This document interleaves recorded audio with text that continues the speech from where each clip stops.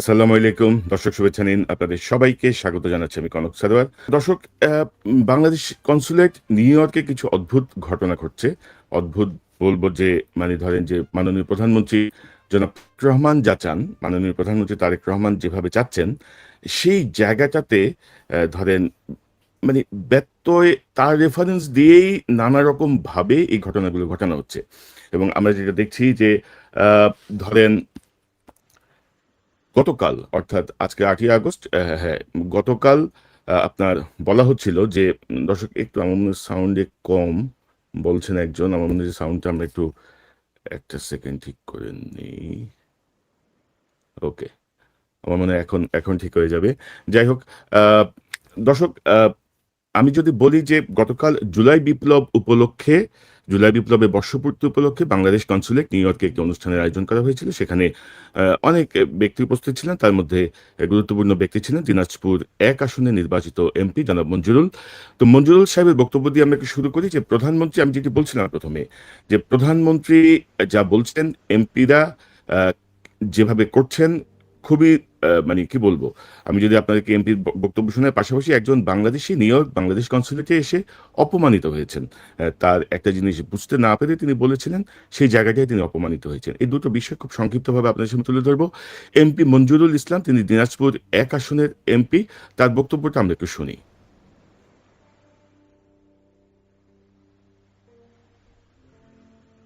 আমরা পার্লামেন্টে যারা মেম্বার আছি, আমাদের মধ্যে কখনো অ্যাগ্রেসিভ কোনো কথা আমরা দেখতে পাবেন না। এটার কারণ হচ্ছে প্রধানমন্ত্রীর নির্দেশ। প্রধানমন্ত্রী আমাদের ওয়াচ করতেছেন, আমরা কি বলছি। তারেক রহমান সাহেব যে ধৈর্যের পরিচয় দিচ্ছেন, বিশ্বাস করেন আপনারা যে আমরা যা সহ্য করতে পারছি না, কিন্তু উনি সহ্য করছেন। ওনার সম্বন্ধে যেসব বাজে ল্যাঙ্গুয়েজ করতেছেন, পাটোয়ারি, তুষার, সেটা সত্যি কথা বলতে আপনারা হয়তো অনেকে ভাবেন যে পাটোয়ারিকে মারা হলো কেন। পাটোয়ারি মাই শুরু হয়েছে কেবল, আসল মাইন্ডটা শুরুই নেই। আমি বলছিলাম যে আমি বিষয় বলতেছি ভাই, ভবিষ্যৎ অনেক কঠিন তার জন্য। কারণ সে প্রধানমন্ত্রী না, তার স্ত্রী, তার কন্যাকে নিয়ে যখন কথা বলে তখন আমরা সহ্য করতে পারি না। প্রধানমন্ত্রী তাদেরকে বলেছেন যে উম, কোনো মানে বাজে ল্যাঙ্গুয়েজ ব্যবহার করা যাবে না, অ্যাগ্রেসিভ ল্যাঙ্গুয়েজ ব্যবহার করা যাবে না। সংসদে তারা সেটি ব্যবহার করতে পারেন না, কারণ প্রধানমন্ত্রী তাদেরকে পর্যবেক্ষণে রেখেছেন। কিন্তু তিনি বাংলাদেশ কনসুলেট নিউ ইয়র্কে আমেরিকার মাটিতে বসে তিনি বলছেন, এমপি হিসেবে তিনি দায়িত্ব নিয়ে বলছেন যে নাসিরুদ্দিন পাটোয়ারির মায়েরই মাত্র শুরু হয়েছে। মানে অদ্ভুত। মানে আপনি বোঝেন যে কারা কারা এখন মানে পার্লামেন্টে ঢুকছে। ধরেন এই লোকের ব্যাপারে আমি গতকাল রাত থেকে একটু খবর নিলাম। দিনাজপুরের এই মঞ্জুরুলের মানে গত 16 বছরে হাসিনা আমলে তিনি দেশে থেকে তিনি গার্মেন্টস ব্যবসায়ী, তিনি বিপুল বিক্রমতার ব্যবসা বাণিজ্য করে গেছেন।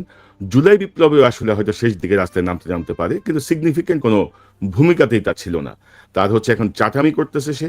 নাসিরুদ্দিন আহ, মানে এনসিপির নেতা যে কথাগুলো বলছে, এগুলো তো মানার কোনো কারণই নাই। মানে এগুলো আপনি কেন কেন মানবেন? তার এই কথাগুলো, তার যে বাক্যগুলো, এগুলো হচ্ছে ধরেন আমরা এই নতুন প্রজন্মের যে রাজনীতিবিদ তাদের কাছ থেকে আমরা এই জাতীয় ইরেসপন্সিবল পলিটিক্যাল স্পিচ বা ফালতু কথাবার্তা আমরা পছন্দ করি না। কিন্তু নাসির মানে এনসিপির এই নেতা তার মতো করে কথা বলে যাচ্ছেন। কিন্তু তাই বলে আপনি তাকে মারবেন? তাই বলে আপনি তাকে মায়ের মাত্র শুরু হয়েছে এভাবে বলবেন? মানে প্রধানমন্ত্রী কি এভাবে চান যে মায়ের মাইট দিবেন আপনি? আপনি আবার বলছেন যে আপনি এমপি হিসেবে দায়িত্ব নিয়ে বলছেন মায়ের মাত্র শুরু হয়েছে। তো এই যে ডাবল স্ট্যান্ডার্ড কথাবার্তা, এই যে ডাবল বিষয়টা, মানে এটাতে আমি খুবই কি বলবো, খুবই উম, ক্ষুব্ধ হয়েছি যে একজন এমপি এভাবে যদি হুমকি দেন তাহলে কি দাঁড়ায়। অর্থাৎ প্রধানমন্ত্রী জনাব তারেক রহমান, তিনি যতটুকু হিউমিলিটি দেখাচ্ছেন, তিনি যতটুকু নম্রতা দেখাচ্ছেন, তিনি যতটুকু প্রতিহিংসা থেকে বের হয়ে আসার কথা বলছেন, তার দলের এমপি বলছেন যে মায়ের মাত্র শুরু হয়েছে। তো এই জায়গাতে আমার মনে হয় যে এই বিষয়গুলো তারেক রহমান সাহেবকে ক্ষতিগ্রস্ত করছে। পাশাপাশি ধরেন আওয়ামী যে ন্যারেটিভস, আওয়ামী ন্যারেটিভস একটা আছে না জুলাই বিপ্লব নিয়ে, সেই আওয়ামী ন্যারেটিভসের পক্ষে কথা বলছেন এই এমপি। আমি যদি আপনাদেরকে একটু শোনাই তাহলে বুঝবেন। জুলাইটাকে যখন 71কে ছাপিয়ে যখন জুলাইকে সামনে নিয়ে আসা হয়, যখন 71-এর কথা তারা মুখেই নেয় না, তখন কিন্তু আমরা অবশ্য দিই। আমরা বলি 71-কে ধারণ করেই জুলাইকে আমাদের স্মরণ করতে হবে। তো 71কে কে অস্বীকার করছে? জুলাই বিপ্লবের 71কে কে অস্বীকার করছে? এটা আওয়ামী লীগের লোকজন এই বিষয়টাকে নিয়ে মানে সামনে নিয়ে আসে। ধরেন জুলাই বিপ্লবের যেই গুরুত্ব, জুলাই বিপ্লবের মাধ্যমে হাসিনা যেভাবে পালিয়েছে এবং হাসিনা যেভাবে মুক্তিযুদ্ধকে ব্যবহার করেছে, মুক্তিযুদ্ধের চেতনার নামে ১৬টা বছর ১৫টা বছর বাংলাদেশের উপরে যেই ফ্যাসিজম কায়েম করেছিল, সেই জায়গাটায় প্রথম দিকে কেউ এই জায়গাগুলো সমালোচনা করেছেন বা প্রতিবাদ করেছেন। কিন্তু জুলাইকে মুক্তিযুদ্ধের উপরে কেউ গুরুত্ব দেয় নাই। কিন্তু এই বেটা, এই মঞ্জুরুল, সে কিন্তু ধরেন আওয়ামী ন্যারেটিভস মানে এস্টাবলিশ করার চেষ্টা করছে এই তার এই বক্তব্যের মধ্য দিয়ে। তো এবং সেখানে আরেকটি দুঃখজনক ঘটনা ঘটেছে, যেটি আমরা শিরোনামে দিয়েছি, যে কনসুলেটে অপমানিত বাংলাদেশি একজন, সেখানে একটি ডকুমেন্টারি দেখানো হয় এবং আমি বলবো যে ঢাকায় যে ডকুমেন্টারিটা দেখানো হয়েছে তার থেকে কিছুটা বেটার। আমি যতটুকু দেখলাম কিছুটা অতিরিক্ত তথ্য সেখানে সংযুক্ত করা হয়েছে, কিন্তু অযাচিতভাবে, একেবারে অযাচিতভাবে তারেক রহমান সাহেবের ভূমিকা অবশ্যই ছিল, কিন্তু অযাচিতভাবে তারেক রহমানকে এখানে সকল কিছুতেই তারা একেবারে সামনে নিয়ে আসতে হবে। সব কিছু তারেক রহমানের নির্দেশে হয়েছে। এখানে এক দফা থেকে শুরু করে সব তারেক রহমানের কৃতিত্ব দেখানোর চেষ্টা চলছে। ভাই, this is not 1947, this is not 1971। এখানে সকল কিছু documented, each and everything documented. এবং আমি তো বলবো এখনো অনেক ডকুমেন্ট অনেকে প্রকাশ করে নাই, অনেকের মোবাইলে হয়তো আছে, অনেকের কাছে হয়তো অডিও ভিডিও আছে, তারা হয়তো প্রকাশ করে নাই এখনো। তো আপনি গাইড জোরে করলে তো হবে না, এবং গাইড জোরে এই বিষয়গুলো যখন আপনি করতে যাবেন, এই চাটামি যখন করতে যাবেন, সেটি তারেক রহমান সাহেবকে অপমান করে। তারেক রহমান সাহেব নিজেও দাবি করছেন না। তিনি জুলাইয়ের অনুষ্ঠানে বলেছেন জুলাই বিপ্লব কোনো দলের বা কোনো গোষ্ঠীর না, জুলাই বিপ্লব হচ্ছে সম্মিলিতভাবে সকল শ্রেণী পেশার বাংলাদেশি মানুষদের একটি প্রয়াস। কিন্তু আপনারা এখানে কিছু চাটার দল, তারেক রহমান সাহেব, সকল কিছুর মধ্যে তারেক রহমান সাহেবকে নিতে হবে, তিনি এক দফা দিয়েছেন, তিনিই করেছেন, তিনিই করেছেন। আরে ভাই, এক দফা ঘোষণা করছে ৩রা আগস্টে নাহিদ ইসলাম। তারেক রহমান সাহেবের যে বক্তব্য, দফা এক, দাবি এক, শেখ হাসিনা পদত্যাগ, এই ঘোষণা তিনি ২০২৩ সালের বিএনপির মহাসমাবেশের আগে থেকে তিনি বলে যাচ্ছেন। এই দাবি, অবশ্যই এই দাবি তিনি করেছেন এবং সেই সময় হয়তো করেছেন, আমি এক্সাক্ট ডেটটা বলতে পারবো না। কিন্তু এইভাবে মানে দেখেন যে আমরা কারো ভালো করতে যে, কাউকে মহান বানাতে যে তার কিভাবে ক্ষতি করি। তো ধরেন এই ডকুমেন্টারির শেষে, ডকুমেন্টারিটা দেখানোর পরে একজন ব্যক্তি সেখানে একটা তার একটা প্রতিক্রিয়া দিয়েছেন। আমি যদি আপনাদেরকে একটু দেখাই। এখানে অনেকগুলো ইতিহাস বিকৃত করা হয়েছে। আমার নাম হচ্ছে নুর হোসেন। আমি বলছি এখানে বিকৃত করা হয়েছে। মির্জা ফখরুল ইসলাম আলমগীর সাহেব বলছিল এই আন্দোলন শিক্ষার্থীদের আন্দোলন, এই আন্দোলনের সাথে আমি কিভাবে আমাদের আন্দোলন। তো অর্থাৎ ডকুমেন্টারিতে মির্জা ফখরুল ইসলাম আলমগীরের একটা বক্তব্য আছে, এটা নিয়ে একটা কনফিউশন তৈরি হয়েছে। মির্জা ফখরুল ইসলাম আলমগীরের যে বক্তব্য, আমি যদি সেটি আপনাদেরকে দেখাই, এই ডকুমেন্টারির মধ্যে যেটি আছে, এখানে ছাত্ররা একটা মেজর ভূমিকা পালন করেছে কয়েক মাস, 1-2 মাস, 1 মাস, 1.5 মাস, কিন্তু পুরো সময়টাই কিন্তু দিন এবং আমাদের সংবিধান আছেন যে দল তারা। মির্জা ফখরুল ইসলাম আলমগীর এখানে বলেছেন যে সামনের দিকে ছাত্ররা ছিল 1-1.5 মাস এরকম নেতৃত্বে ছিল, অগ্রভাগে ছিল, কিন্তু পুরো বিষয়টার মধ্যেই ছিল বিএনপি এবং তার সাথে সহযোগী অন্যান্য দলগুলো। কিন্তু এই মির্জা ফখরুল ইসলাম আলমগীর জুলাই আন্দোলন যখন চলছিল তখন তিনি একটি বক্তব্য দিয়েছেন, সেটি আপনাদেরকে একটু দেখাই। আমরা খুব দ্ব্যর্থ কণ্ঠে বলতে চাই যে এই আন্দোলনের সঙ্গে শিক্ষার্থীরা সরাসরি জড়িত। আমরা এই আন্দোলনের সঙ্গে কখনোই সরাসরি জড়িত নই। আমরা তাদেরকে নৈতিক সমর্থন দিয়েছি এবং সেই নৈতিক সমর্থন আমরা দিয়ে যাব। তো এই যে বক্তব্যটা, এই যে ডাবল বক্তব্য, আমরা এই আন্দোলনের সঙ্গে সম্পৃক্ত নই এবং এখন বলছেন যে পুরোটাই ছিল বিএনপি, সামনে ছিল শিক্ষার্থী, তো এটা নিয়ে এক ধরনের কনফিউশন তৈরি হতেই পারে। তো ধরেন এই ব্যক্তি যিনি বলেছেন যে এখানে তথ্য বিকৃতি আছে, তার মাথায় এই বিষয়টা কাজ করছে যে মির্জা ফখরুল আগে বলেছেন এই কথা, এখন বলছেন এই কথা। তো তিনি তার মতো করে বলেছেন, যে প্রতিবাদ করেছেন যে এখানে তথ্য বিকৃতি আছে। এর পরে কি ঘটলো সেটি আপনারা একটু দেখেন। এখানে অনেকগুলো ইতিহাস বিকৃত করা হয়েছে। আমার নাম হচ্ছে নুর হোসেন। আমি বলছি এখানে বিকৃত করা হয়েছে। মির্জা ফখরুল ইসলাম আলমগীর সাহেব বলছিল এই আন্দোলন শিক্ষার্থীদের আন্দোলন, এই আন্দোলনের সাথে আমি কিভাবে আমাদের আন্দোলন এখানে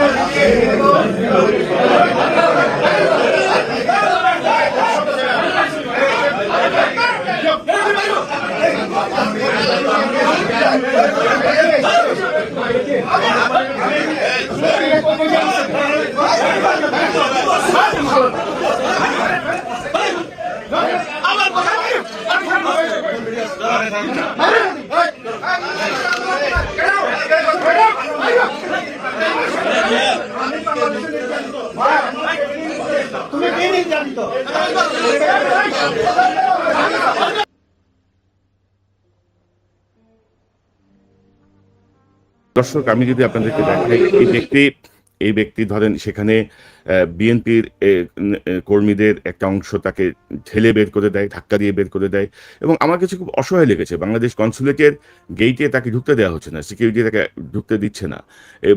এবং এই যে দৃষ্টি, অর্থাৎ আপনি যদি ধরেন বিএনপি সেখানে কিছু মানে শুভবুদ্ধি সম্পন্ন মানুষ ছিল বলে তাকে শারীরিকভাবে হয়তো নিগৃহীত হতে হয়নি, কিন্তু দেখেন তাকে আর ঢুকতে দেওয়া হচ্ছে না, তাকে বের করে দেওয়া হয়েছে। তো বাংলাদেশ কনসুলেটে একজন বাংলাদেশি এভাবে অপমানিত হয়েছেন, এবং সেখানে কিন্তু আমাদের মহান তিন পণ্ডিত উপস্থিত, তিন পণ্ডিত ডিপ্লোম্যাট কিন্তু ছিলেন, কনসাল জেনারেল, আমাদের ওয়াশিংটনের প্রেস মিনিস্টার, এবং সদ্য নিয়োগ পাওয়া জাতিসংঘের কি বলবো মানে ডেপুটি প্রধান যদি আমি বলি, তিনজন উপস্থিত, তিনজনের কিন্তু কোনো বিকার নাই। অর্থাৎ এই ব্যক্তিটা যে বাংলাদেশ কনসুলেটে ঢুকে যে অপমানিত হলো, তাকে কি বোঝানো যেত না যে পরে অবশ্য তাদের বক্তব্যে এই ব্যাখ্যাগুলো এসেছে, তারা এই বক্তব্যে এই ব্যাখ্যাগুলো দেওয়ার চেষ্টা করেছেন, কিন্তু তাকে কি ইনস্ট্যান্ট বলা যেত না যে ভাই আপনি বসেন, আপনাকে বোঝার ভুল হচ্ছে? সে সময় যদি মির্জা ফখরুল ইসলাম এই কথাগুলো না বলতেন, তাহলে এই আন্দোলনটাই সফল হতো না। কারণ হাসিনা চাচ্ছিল এই আন্দোলনটাকে বিএনপি এবং জামাতের আন্দোলন হিসেবে একেবারে ট্যাগ দেওয়ার জন্য। সে সময় মির্জা ফখরুলের এই বক্তব্যটাই ছিল যথাযথ বক্তব্য, কিন্তু সেটি না করে এই যে ব্যক্তিটাকে আপনারা ধাক্কা দিয়ে বের করে দিলেন, সে অসহায়ের মতো কনসুলেটের দরজায় দাঁড়িয়ে আছে, সিকিউরিটি তাকে আটকে রেখেছে, ঢুকতে দিচ্ছে না। এই ব্যক্তিকে অপমান করার অধিকার তার কে দিয়েছে? মানে হিউম্যান ডিগনিটির জায়গাতে আমি যদি বলি, তার পরিবার আছে, তার আত্মীয় স্বজন আছে, তার বন্ধু বান্ধব আছে, আমেরিকায় আছে, বাংলাদেশে আছে। এই লোকটা কি বলছে? এই লোকটা কি নিষিদ্ধ আওয়ামী লীগের স্লোগান জয় বাংলা বলে চিৎকার দিয়ে উঠছে? এই লোকটা কি কোনো আক্রমণাত্মক অ্যাটিটিউড করছে? এই লোকটা কি কাউকে মারতে গেছে? তো তাকে সেখান থেকে আপনারা ঘাট ধরে বের করে দিবেন? এটা আওয়ামী লীগের আমল, এটা আওয়ামী লীগের উচ্ছৃঙ্খলতার যুগ, এটা গায়ের জোরের যুগ। আপনারা যা ইচ্ছে তাই করবেন। আপনি ক্ষমতায় আছেন, আপনার কি মানে আপনাকে সকল কিছুর মানে নিয়ন্ত্রণ করার অধিকার আপনাদেরকে দিয়ে দেওয়া হয়েছে? কে দিয়েছে? অর্থাৎ আওয়ামী লীগের পতনের মূল কারণ ছিল তাদের দম্ভ এবং তাদের অ্যাগ্রেসিভ অ্যাটিটিউড। তো সেই জায়গাটা যদি আমরা বিএনপির মধ্যে দেখি, বিএনপির এমপি যদি বলেন যে মারি মাত্র শুরু হয়েছে, একজন লোক যদি একটা বিষয় বুঝতে না পারেন, সে যদি বলেন যে এখানে ভুল আছে, তাকে আপনার বুঝাই দেন। তাকে আপনি কনসুলেট থেকে মানে ঘাট ধাক্কা দিয়ে বের করে দেওয়ার অধিকার আপনাকে কে দিয়েছে?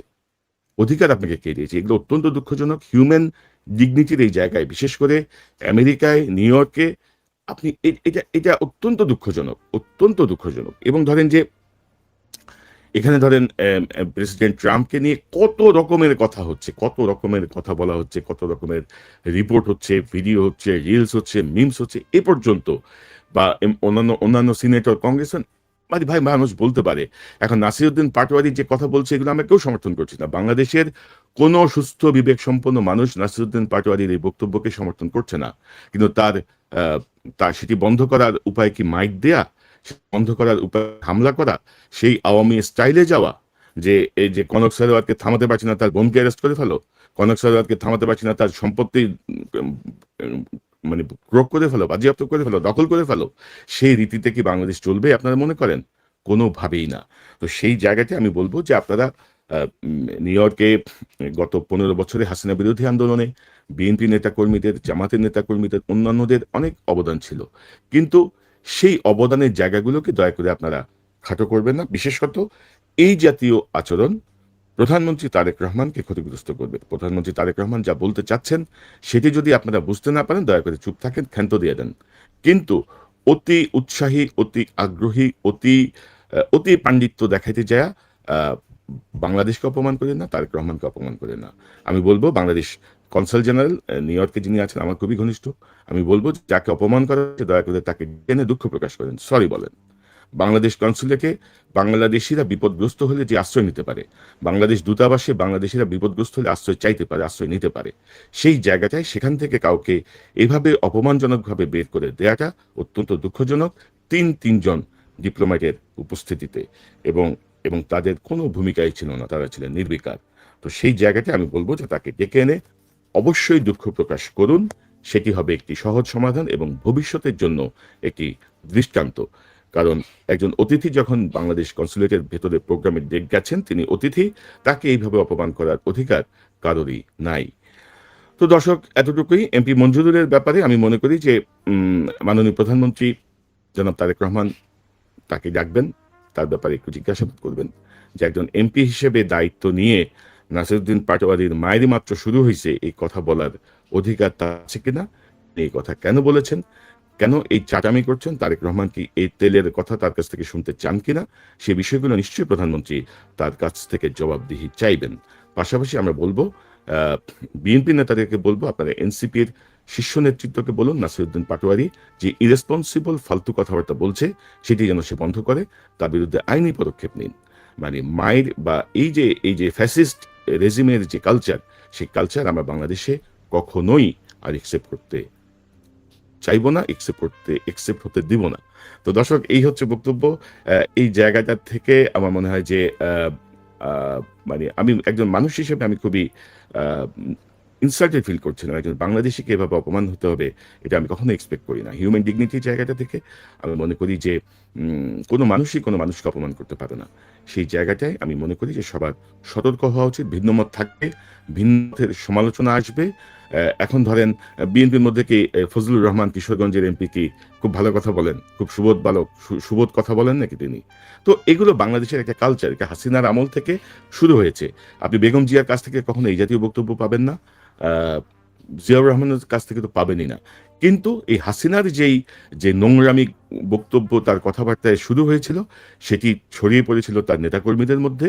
এখন আমরা দেখছি যে বিএনপির কেউ কেউ সেই ধারাকে মনে করছেন যে এই ধারায় গেলে ভালো, এবং নাসিরুদ্দিন পাটোয়ারিও সম্পূর্ণভাবেই হাসিনার স্টাইলে কথা বলার চেষ্টা করছেন প্রতিপক্ষকে ঘায়েল করার জন্য।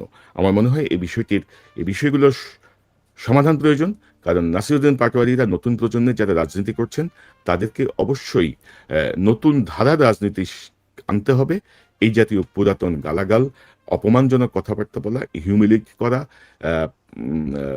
নানারকমভাবে ইঙ্গিতপূর্ণ কথাবার্তা বলা, এগুলো অবশ্যই বন্ধ করতে হবে। পাশাপাশি যারা এখন ক্ষমতায় আছেন তাদেরকে আরো নম্র আচরণ করতে হবে, তাদেরকে আরো স্থির আচরণ করতে হবে। দর্শক, এই চ্যানেলটি সাবস্ক্রাইব করে আমাদের পাশে থাকুন, এই চ্যানেলের মেম্বারশিপ নিয়ে আমাদের পাশে থাকুন। আবারও দেখা হবে ইনশাল্লাহ। আসসালামু আলাইকুম।